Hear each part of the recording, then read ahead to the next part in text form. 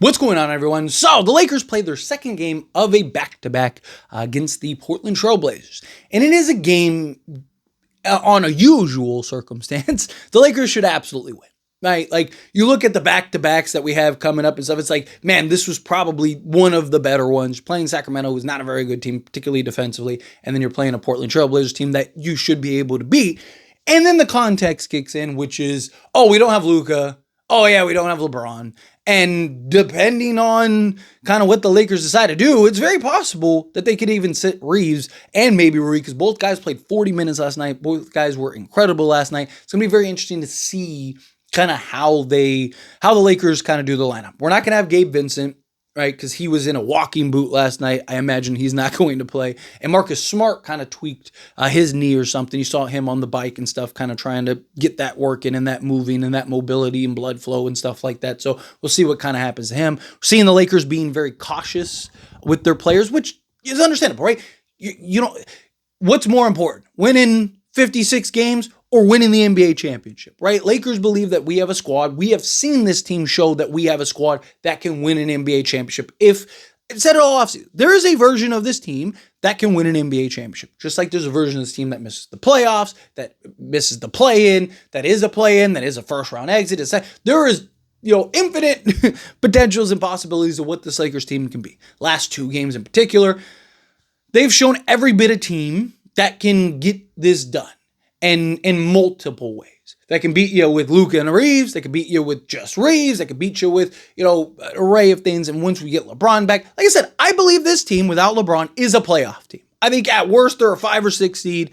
I think Luka and Austin Reeves are enough to carry this team into the playoffs. I think you have enough depth now that you didn't have in the past, and just guys that can step up and play to a level, right? DeAndre Ayton was fantastic. I mean, both games, Minnesota game and Sacramento game. I mean, he went from, outplaying Naz Reid and Rudy Gobert to outplaying Sabonis. I love Anthony Davis. Go look up Anthony Davis's history with Sabonis, right? Like, Sabonis is just gave Anthony Davis issues, more so than anybody, even Jokic, all of it, right? So DeAndre Ayton coming in, dominating that matchup, was great to see.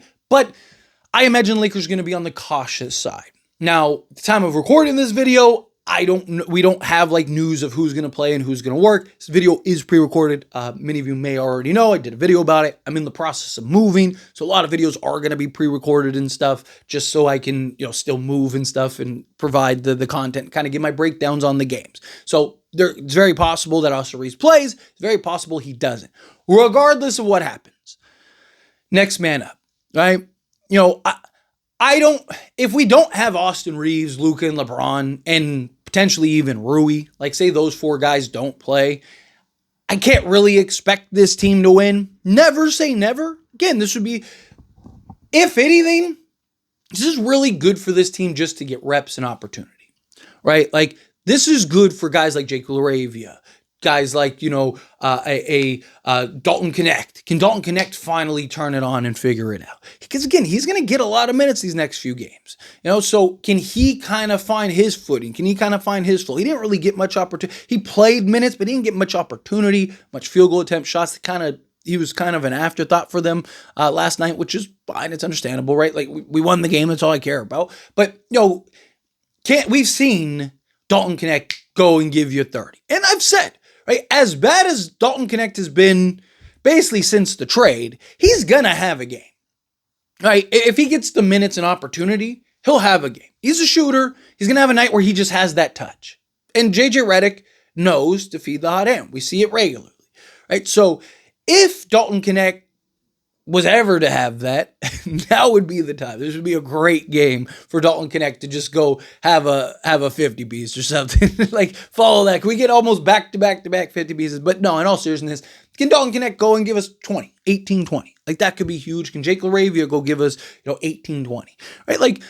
Look, Portland, this would also be good for DeAndre Ayton, but I'm curious to see if even DeAndre Ayton plays, because this would be a good kind of revenge game for Ayton. You guys bought me out. You guys thought I was the problem. Let me show you.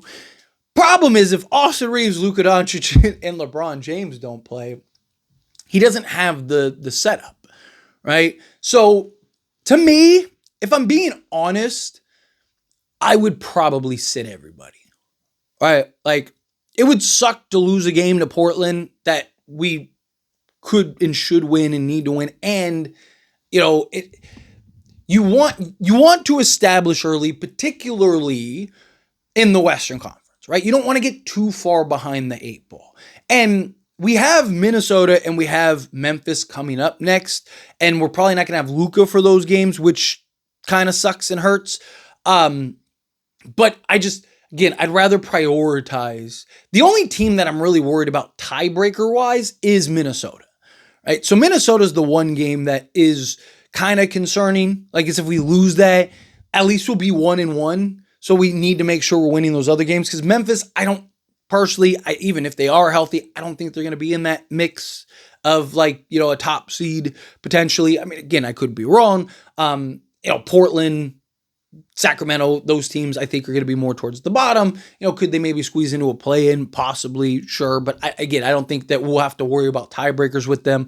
So to me, back-to-back period is always going to be kind of a gray area. It would suck to lose because it's another home game. So you'd be 0-2 at home. You'd be 2-1 at home. There we go. And this was kind of a good, you had kind of this favorable schedule a little bit, but circumstances happen. And last thing you want right now is Austin Reeves or Rui Hachimura to end up going down for significant time. And now you're in the spot to where it's okay, well, if we would have just sat him a game and gave him, 3-4 days off, I personally think that you just let everybody sit and let guys like Jake LaRavia get reps. Dalton Connect, if you can get one of those guys, if you can get both of those guys, chef kiss, right? But if you can get one of those guys to just kind of wake up, right, and get one of those guys to kind of kick it up a notch, right, and build some confidence and stuff, that could be huge for this team. Right? So to me, bring in Nick Smith Jr., play, Chris Menon, right? Play Christian Koloko, right? If you play Aiden, I'd limit his minutes, right? I'd keep his minutes low, but I wouldn't hate if you just sat everybody, right? Go with, whatever. Go with Nick Smith Jr., Dalton Connect, Jake LaRavia. If you can have Jared Vanderbilt, that'd be great.